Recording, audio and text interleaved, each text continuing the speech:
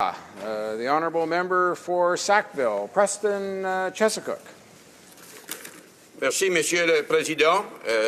Ça me fait plaisir de parler sur ce sujet tellement important, mais j'aimerais premièrement indiquer que mon voisin de Saint-Boniface-Saint-Vital va partager mon temps. Mr. Speaker, it gives me great pleasure and an honor to speak on this government motion, a motion which is extremely important because it will broaden, it will redefine, and it will improve. And that's what's important, the war against ISIL. The significance of this war to the people of Nova Scotia, in particular my riding, is extremely important, not only across Canada, but my riding has about 22% that are either veterans or active members. And in Nova Scotia, we are home to 40% of Canada's military assets. Canadian Forces based in Halifax is Canada's largest military base.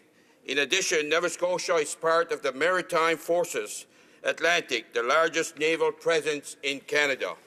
Nova Scotia have contributed to the defence and the security of Canada and have participated in all of Canada's military operations, including both World Wars, Caribbean War, peacekeeping operation, the Gulf War, and our mission in Afghanistan. This, Mr. Speaker, is evident that this country relies greatly on our brave men and women who have and continue to contribute to the success and security of our great nation. And we call on those individuals often to support us. And I must say, during my campaign, when I knocked on doors and met veterans and active members, they're very proud Canadians who accepts whatever the government asks of them with open arms. And that, Mr. Speaker, is extremely rich and something I'm not sure I could do personally, and I'm grateful for their contribution. So this debate is extremely important, and I'm confident after a long reflection that this is the right direction that we should and are taking. I want to talk on 5 issues in our strategy, if you want. Premièrement, l'expansion de notre rôle d'entraînement, qui est extrêmement important. Deuxièmement, l'élargissement de notre rôle diplomatique. Troisièmement, l'élargissement de notre rôle humanitaire, extrêmement important. Quatrièmement, notre rôle concernant les réfugiés qui continuent d'entrer ici au Canada. Et je vais terminer certainement avec la reconnaissance de cette Chambre, qui est extrêmement important, la reconnaissance de cette Chambre face aux forces armées. Monsieur le Président, souvent, quand on cherche des informations, des opinions, on va voir nos experts sur le terrain, les experts qui sont impliqués, comme source d'informations. Et pour cela, je cite le colonel Warden, le porte-parole de la mission, si vous voulez, pour les États-Unis. Et je le cite quand il dit, "We are not going to bomb ourselves out of the problem, right? It's never going to happen. And as we see nations like Canada, like the Canadians, agree to triple their presence, we feel that extraordinarily helpful." Monsieur le Président, ça c'est pas mal puissant. Quand on voit nos alliés qui s'expriment aussi carrément et qui nous appuient avec tellement de confiance, c'est impressionnant. Et pourquoi est-ce qu'ils nous appuient? Ils nous appuient parce que quand on parle de l'entraînement, les Canadiens ont été connus depuis bien longtemps pour leur efficacité. Et aussi, ils nous fait confiance à cause de nos forces armées et l'expertise qu'on a sur le terrain. Monsieur le Président, c'est certainement très impressionnant. Et je suis d'accord avec le colonel. C'est pas des bombardements qui va par soi-même, qui va solutionner, éliminer la guerre contre ISIL.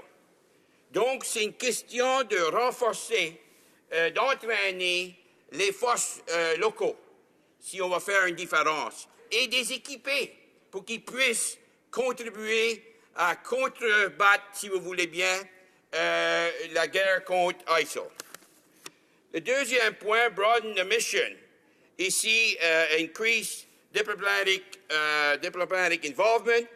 Je vais citer our Prime Minister, which indicated I'm 100% behind that. The solution must first and foremost be political.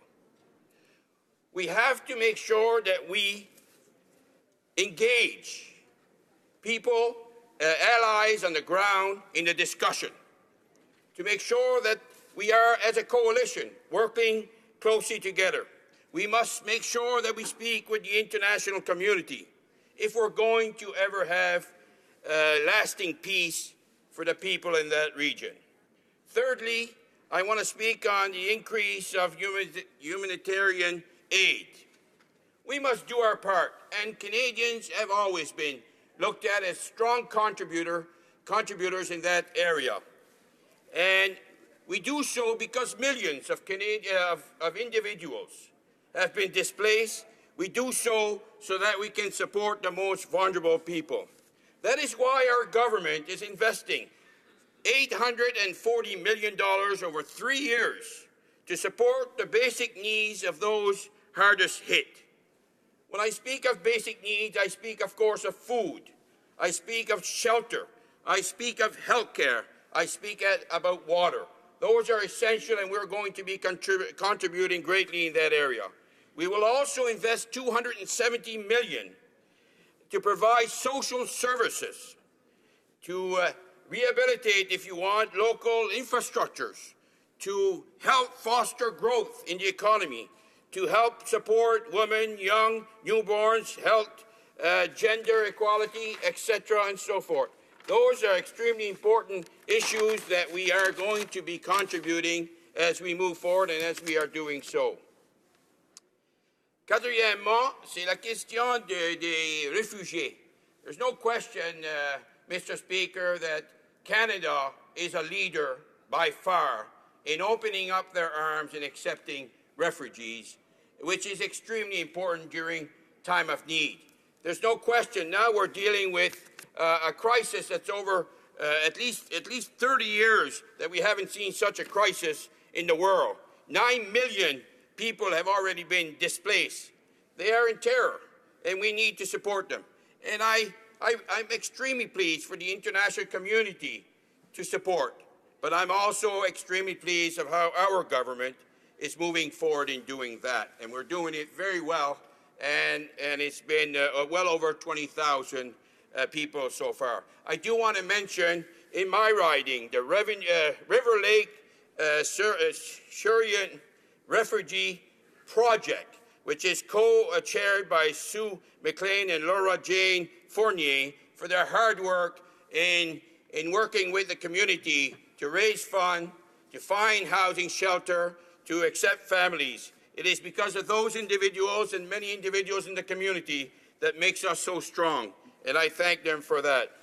Mr. Speaker, I would like to also indicate that, as I've said earlier, my riding is a riding that has 22%, of course, and very proud servicemen and women that work in the base, abroad, or serve in a conflict of war. But I also want to say that the House needs to recognize their contribution in Canada. So in Canada, we have the most professional, talented, and dedicated servicemen and women on the planet. Some of them are even serving in the House here today. Mr. Speaker, thank you for the opportunity to speak on this motion.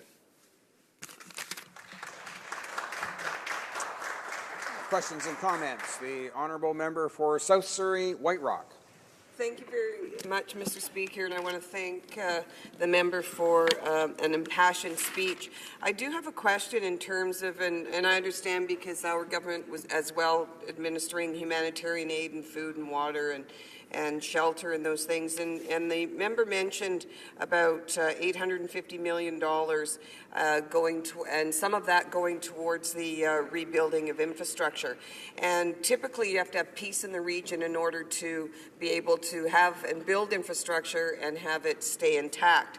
And so I'd just like the member to elaborate on what he's intending to do, or his government's intending to do, when they're talking about over the next 3 years building infrastructure.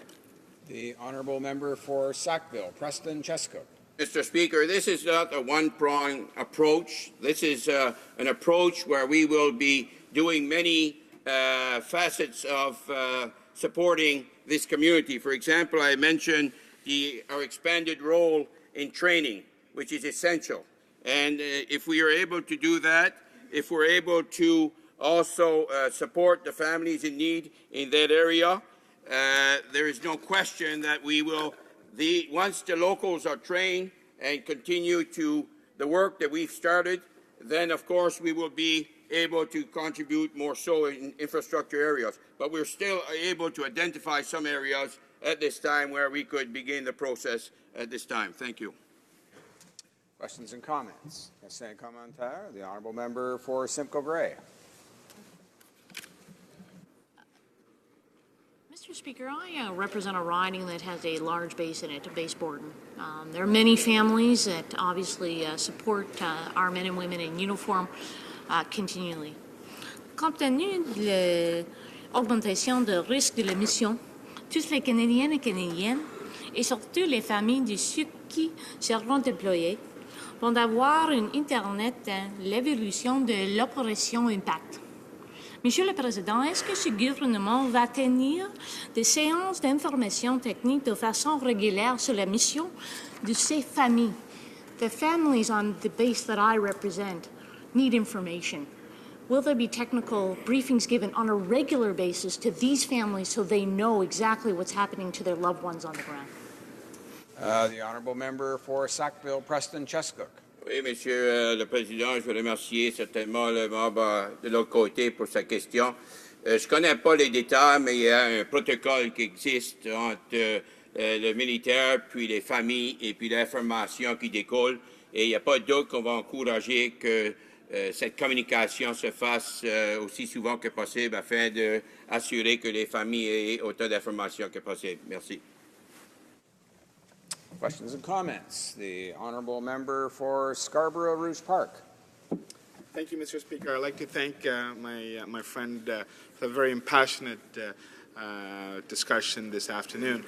I know he personally is an educator and has been an educator for a long time, and I'd like to get a sense from him in terms of what Canada could do in supporting the local community and educating and training the population towards anti-radicalism, as well as to make sure that they're able to engage in a proper process towards a path towards peace. I'd like to really get a sense from my friend on this. Honourable member for Sackville, Preston Chesapeake. Thank you, Mr. Speaker, and I want to thank my colleague for his question, a very important question, because when we talk about education, we talk about the future, and the strength of any society is through education, and it's extremely important. We need to stabilize the situation first, of course, but the training, the local training, will be effective, and we need to make sure that in the humanitarian approach that also when supporting families with shelter and housing and health care and whatnot, that education should be a good main focus as well. And I think that's an excellent idea, and I'll pass that message along as well to our government. Thank you.